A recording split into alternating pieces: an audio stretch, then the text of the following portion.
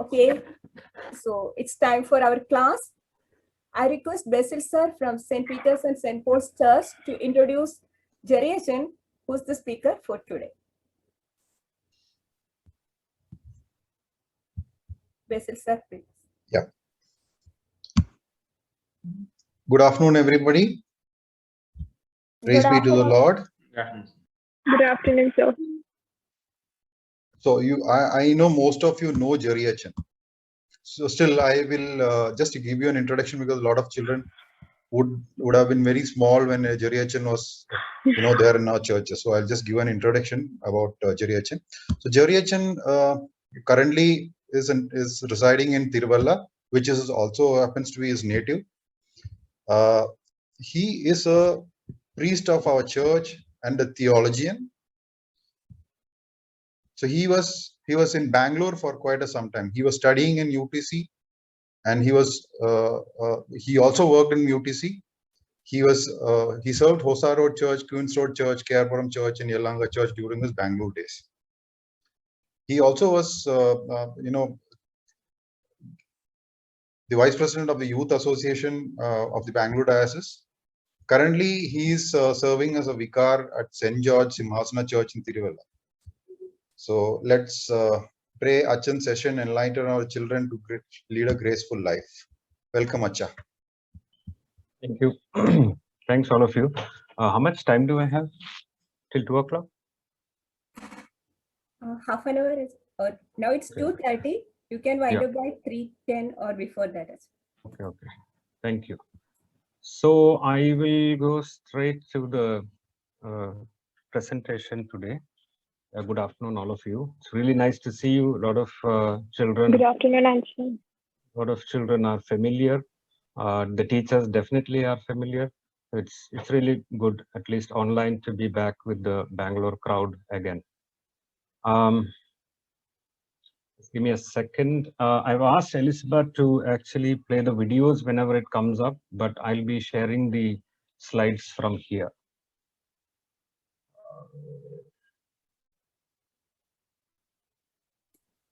Sure, Acha.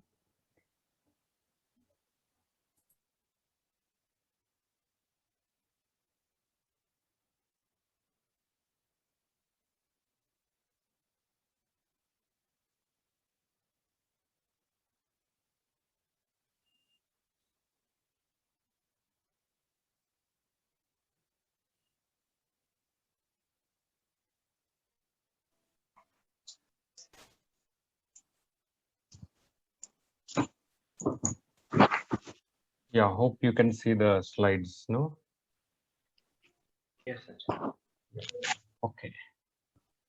So, as you know, the today's session is all about overcoming with God. So, I'm just going to talk about 3 things, and we'll see how this goes into spiritually enriching you, but also making this VBS memorable. I thank Eldo Achan and Elsiba and all the functionaries of the Sunday school in Bangalore, and for this opportunity to speak with you today. And I hope that you pray along with me that we have a session which is going to be guided by God Almighty.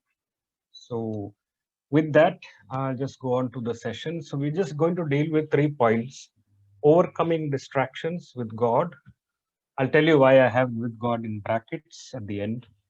Number 2, overcome the fear of failure with God.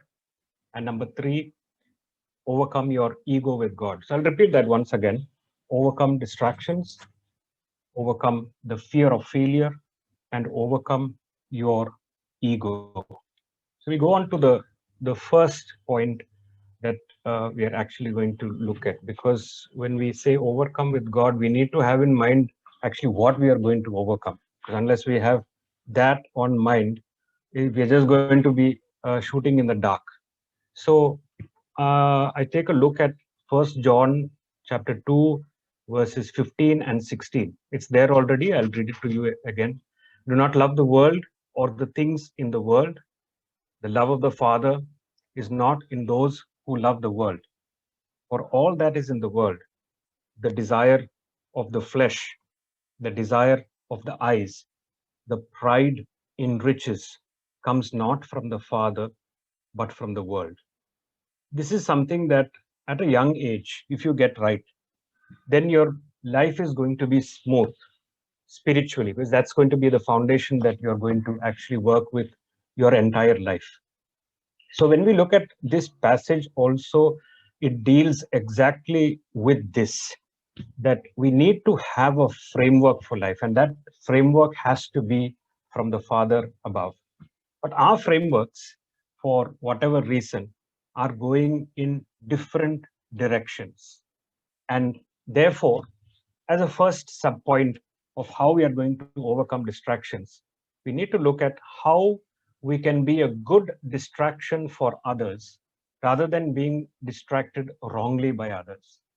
Now, distraction is a negative word in one way, but that does not mean that you cannot distract someone for something good.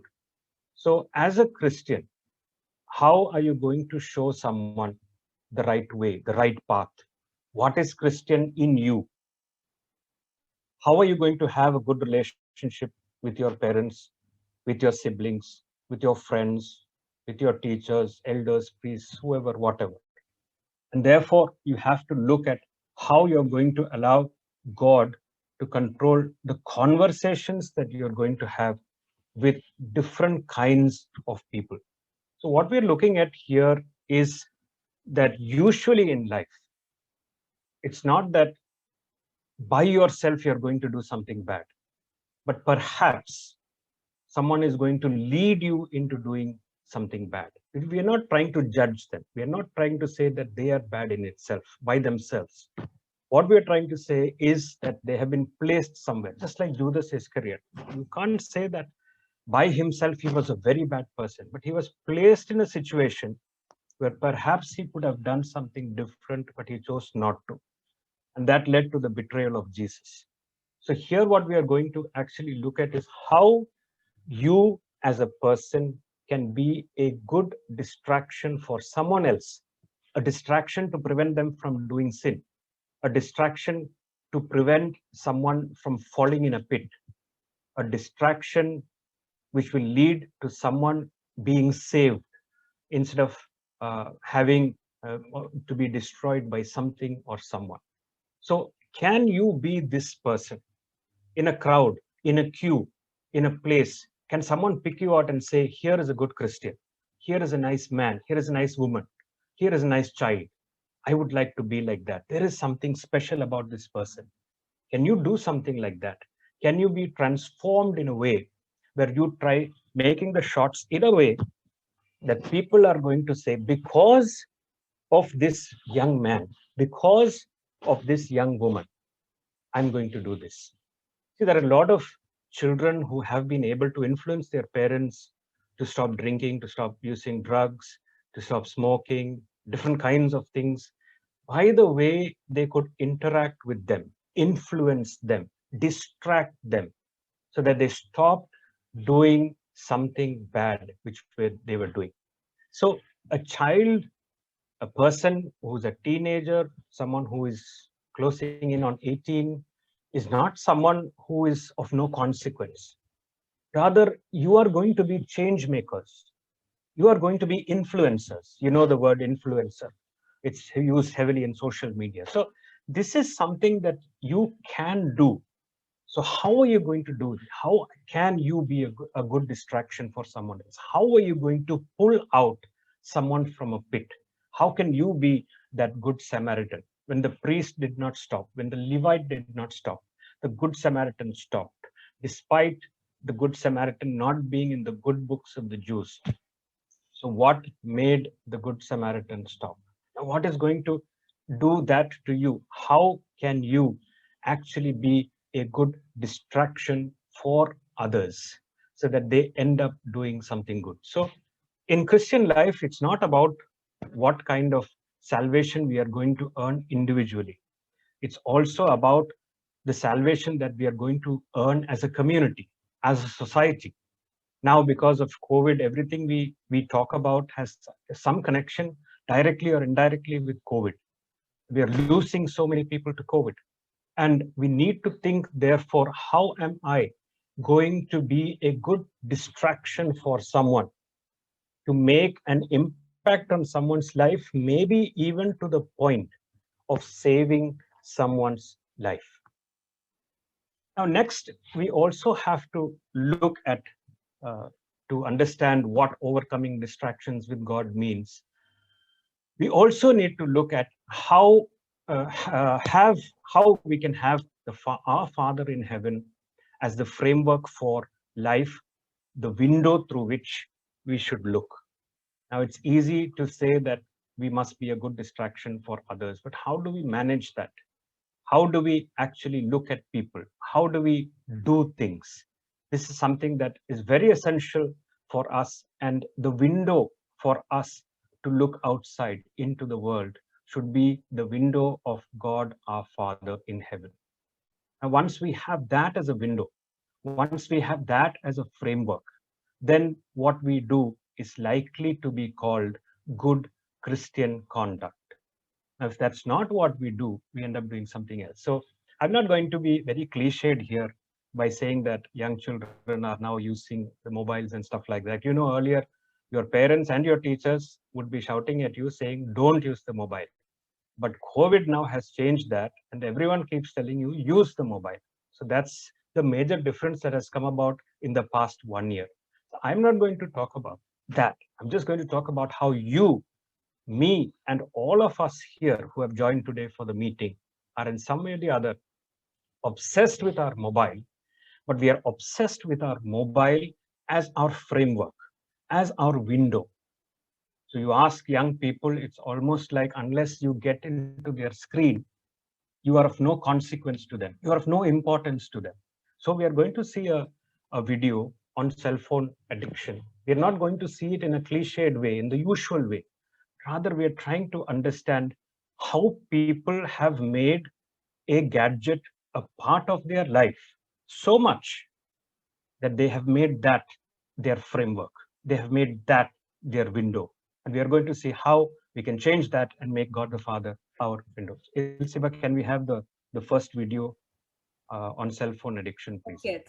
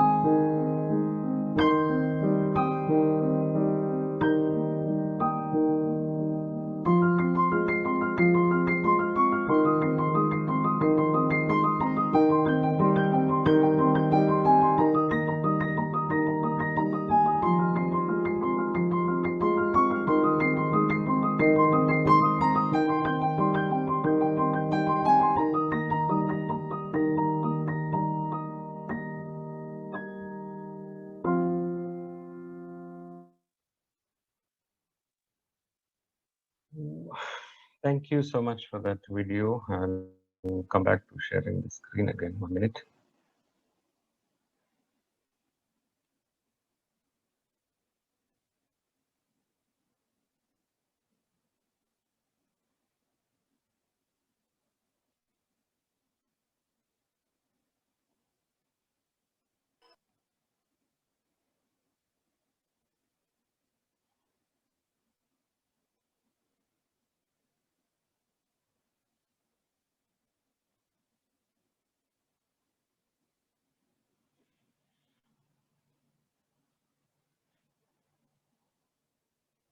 Okay, we're back here. Right. So I hope you got basically what we were trying to understand from the video. I hope I'm back. I'm audible, right? Yes, Sachin. Okay. So I hope you got what I'm trying to actually tell you through the video. See, our cell phone addictions, and this is not just for you, it's for the entire world. So don't think that we are being judgmental here and we are picking on you. No, no, this is not just about you, but it's about everyone. We have basically made the mobile our world. And by doing that, everything we do is associated and attached with the mobile. So what we're trying to say is not that you should not use your mobile. You should use it.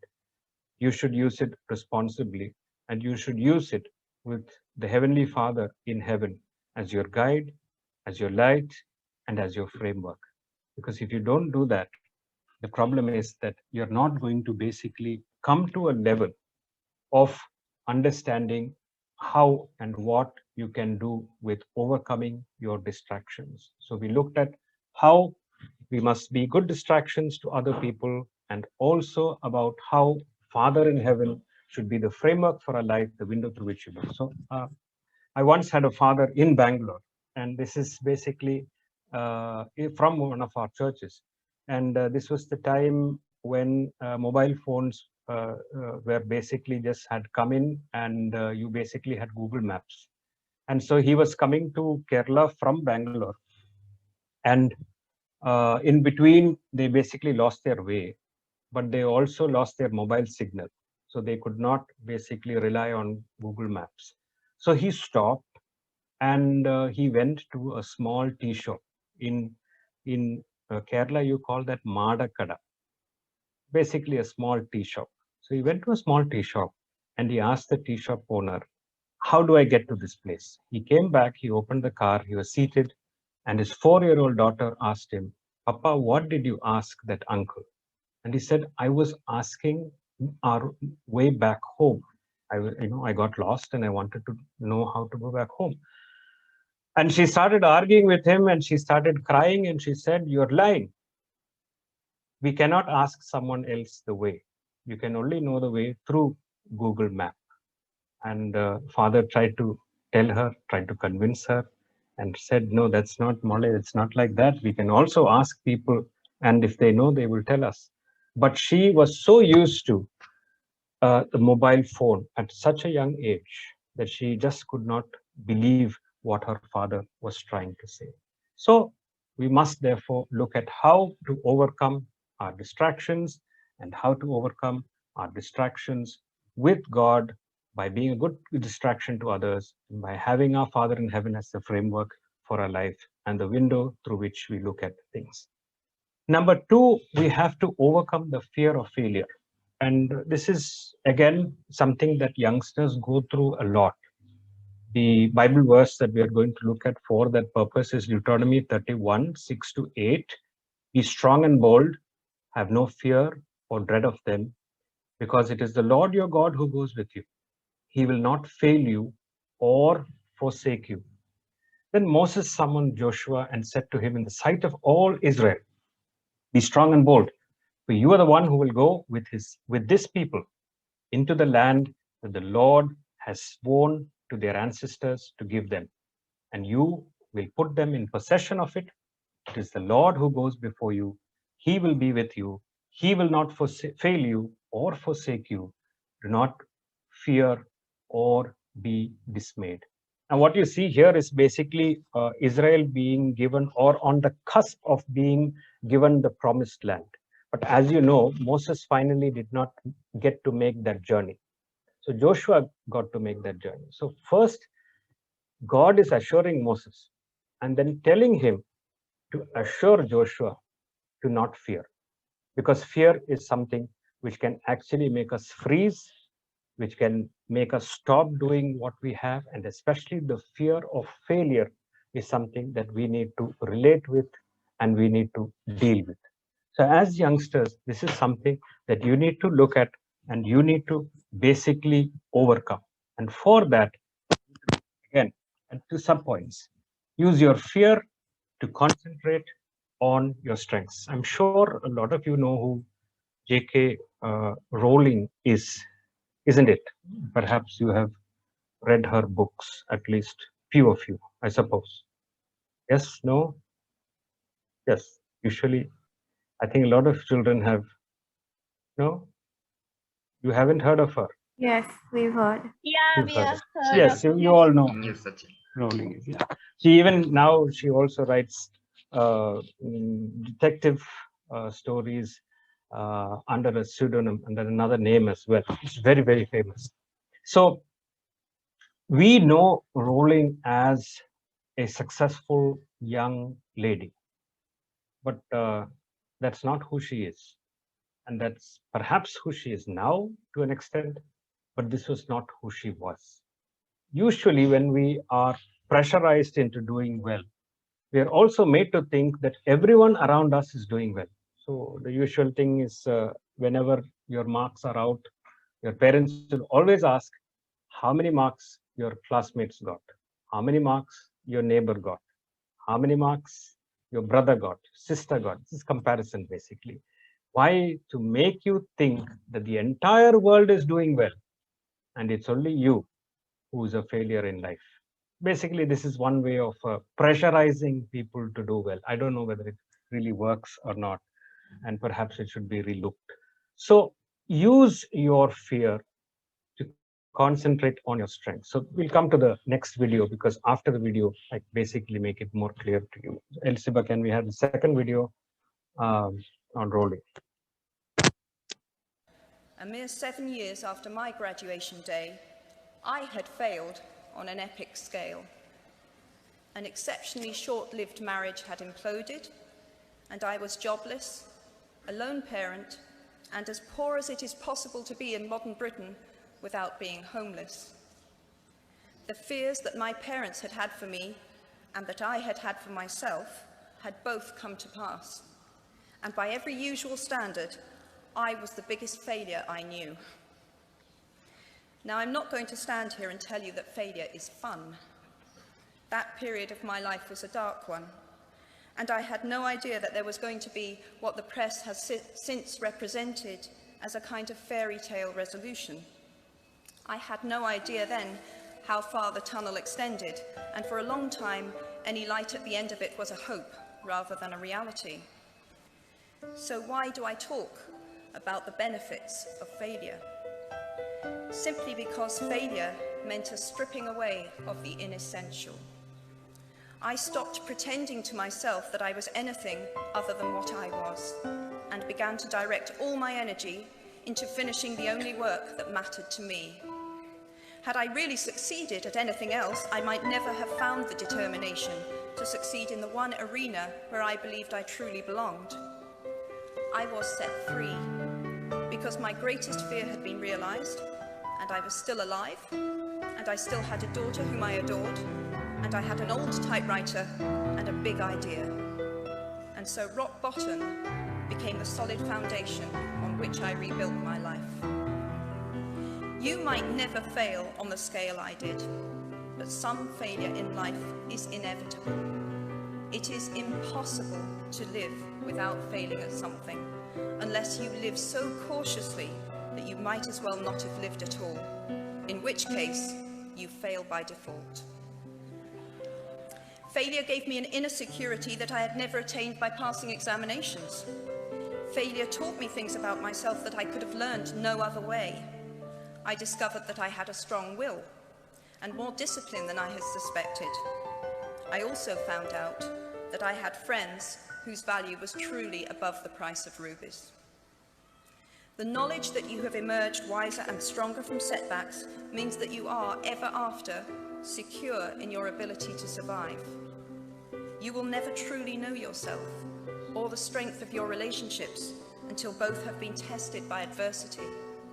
Such knowledge is a true gift for all that it is painfully won, and it has been worth more than any qualification I ever earned. So given a time turner, I would tell my 21-year-old self that personal happiness lies in knowing that life is not a checklist of acquisition or achievement. Your qualifications, your CV, are not your life, though you will meet many people of my age and older who confuse the two. Life is difficult and complicated and beyond anyone's total control, and the humility to know that will enable you to survive its vicissitudes.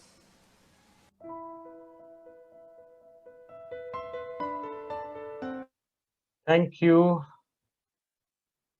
Go back to sharing screen again.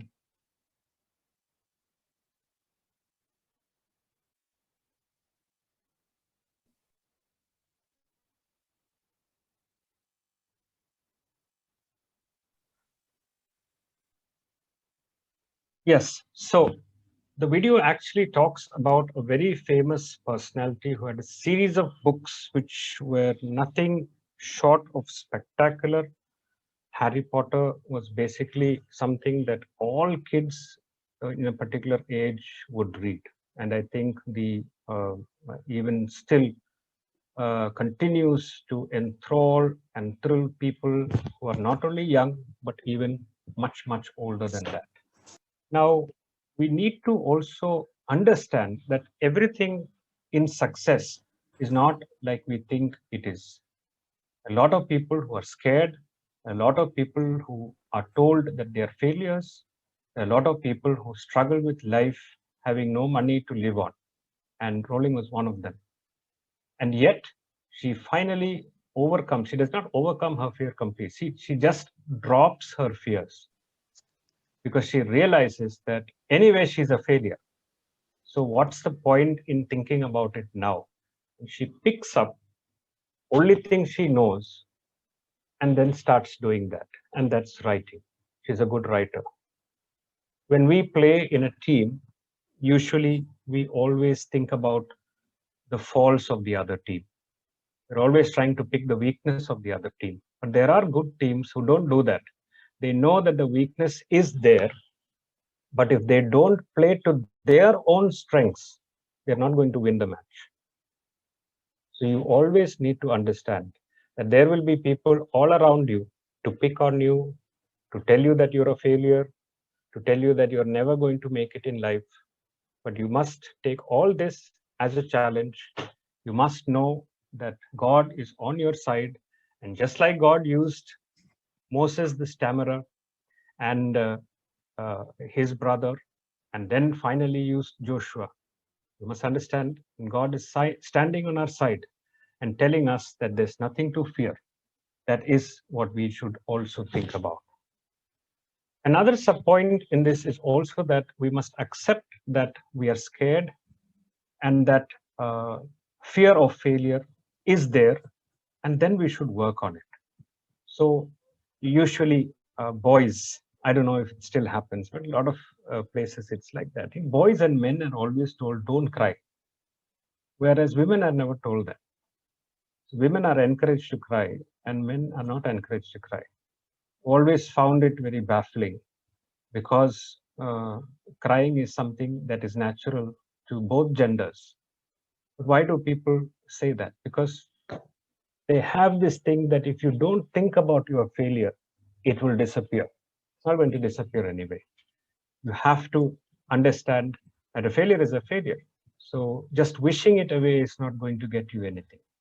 Moses had failed to an extent that at the cusp of entering Canaan, finally God tells him, no, you are not going to enter. Joshua is going to lead my people. So he does not basically take it to heart. he must have been devastated because he was with the people all the while. He was the one who was performing miracles for Yahweh, for God. And at the end, just when it matters, he is told to step aside. But rather than taking it to heart, rather than dividing the people there, rather than instilling confusion in them, what he does is he takes it in his stride and then he gives the baton to the next person, to the next generation, and tells him, God has been with me thus far. God has told me to not fear. Now I am telling you the same thing. Our God is going to lead you into this land. I've also had my own share of failures, like everyone. People just think that we don't fail sometimes. People think priests are perfect at times, and they think we can take everything in our stride. It's not like that. Sometimes the burden of expectation is too much, and I've had my share too, where people thought that I was Superman or Spider-Man, and even thought that I would wear my underwear over my pant. I always tell children that there are only two kinds of people who do that.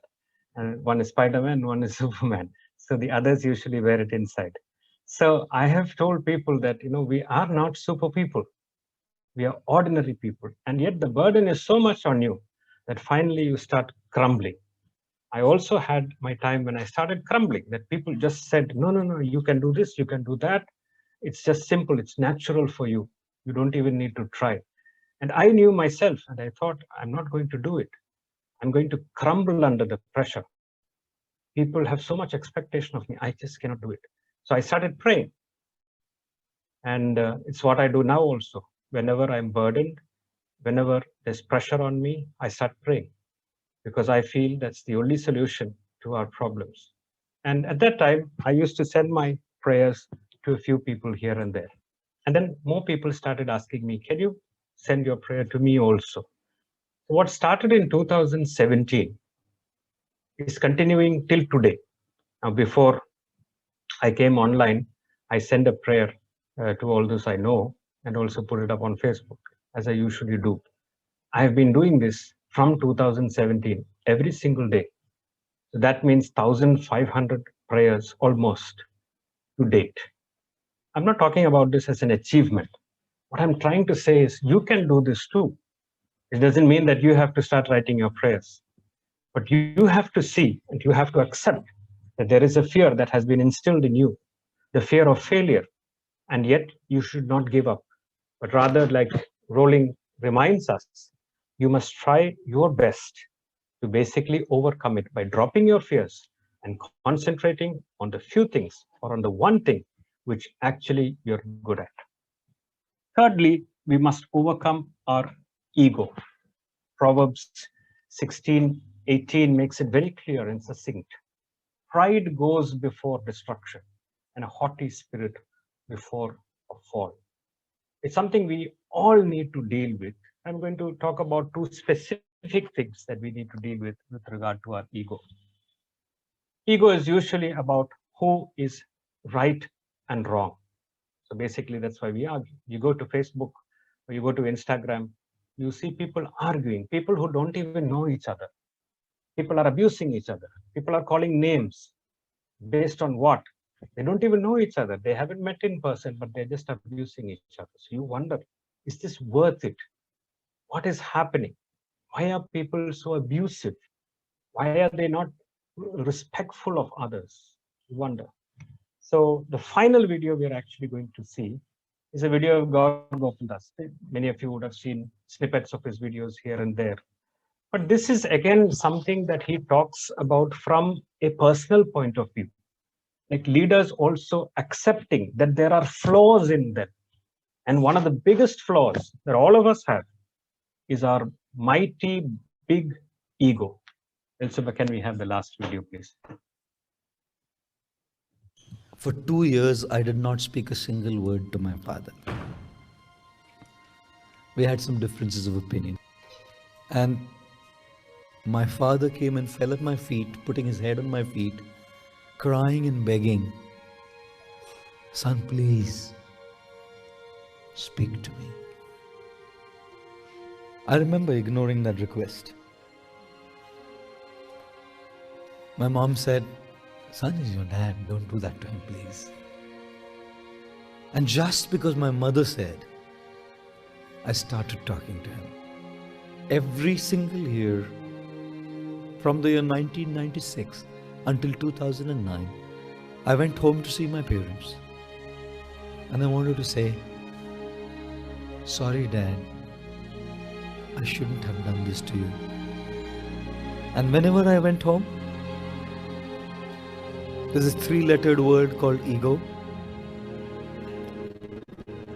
that told me, "You were right. Why do you have to say sorry?" That morning, when I received a call from my mom, my father passed away.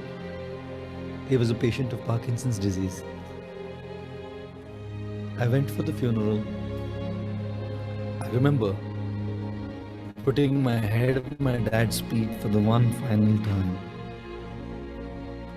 dropping a few unseen tears who nobody would ever know until I told the story to you. And those tears saying, "Dad, I'm sorry. I shouldn't have done this to you. I shouldn't have done this to you." You never know how long people are with us. And you cannot take a chance to mess up with the most amazing experiences of love just because something happened. Ladies and gentlemen, forgiveness is the foundation of a meaningful, deep, true relationship. To let go if somebody has hurt us, and to say sorry if we have hurt somebody, and letting things go is what makes relationships profound, meaningful, and deep. Which is why I say, when you say you're sorry, it doesn't mean that you are wrong. It just means that you value the person and the relationship more than being right. You have to choose. What do you want? Being right or love?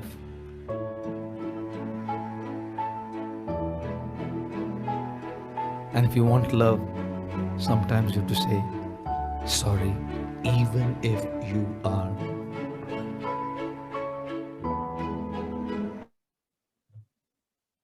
Thank you so much for that.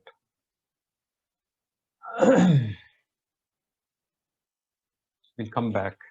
I hope you got the last part of that video where he reminds us and he says, sometimes we say sorry to people, we agree with people, not because they are right, but because the relationship we have with them is more important than being right. This is a very powerful thing for us to understand. I don't know, maybe some of you would have also not talked to someone. It need not be your father or mother. It can be your grandfather, grandmother, uncle, aunt, friend, cousin, brother, sister, anyone. Grab that phone, talk to them. See them personally if you can, talk to them. Hold their hand if you can, talk to them. It's not about who's right. It's about how much you value a particular relationship. So giving importance to relationship is much, much more than basically who is right and who's wrong. And finally, we come to our final sub-point of the third point. Show people Jesus instead of your ego. How many of you have banged into or come close to banging into a window while you've gone to a shopping mall just outside a shop? I have come close to it. I think I was almost going to. Some windows are really, really nice and clean and clear. You don't see them. So when there's someone on the other side smiling at you, you just basically go, and there is a possibility that you can actually bang the window. Our ego is like this window, and our ego therefore can hurt people when they think that we love them and they come near us, but what they're going to get instead is our ego. We are on the other side of the window, basically luring people to us, telling them, smiling at them, calling them, attracting them. Finally, they come close and they're going to bang into the window, which is our ego. Now take out this ego and instead show Jesus. Now, if people are going to encounter Jesus before talking to you, the problem is solved. If you think in your mind that no, they should talk to me before they talk to my Jesus, then things are going to go really wrong. So always have Jesus as your shield. Always have Jesus there to talk to someone, to welcome someone into your life before talking to you and before encountering your ego. Because unless you do that, your ego is going to stand there right in the middle. So finally, we have removed the brackets. I always had with God in brackets. But now, after the session, after deep prayer, after preparation, after transformation, you should be able to remove the brackets by yourself. You should be able to overcome distractions with God. You should be able to overcome the fear of failure with God. And you should be able to overcome your ego with God on your side. I'm not taking much of your time, more of your time. I know there's much more for you to do. Thank you again for inviting me. God bless you all. And if there's anything that you'd like to know more about this, or you'd like me to share some points with me, please do let me know. Thank you, Elizabeth. Thank you, everyone else. I'm also sorry I have to leave. I have another funeral to conduct. God bless you all, and thank you very much. Thank you, Esther, for such an insightful class. On behalf of Reverend Father Eldo John, our director, and our team, we convey our gratitude and regards to you. I'm sure all students would have found this class as inspiring and meaningful. Thank you.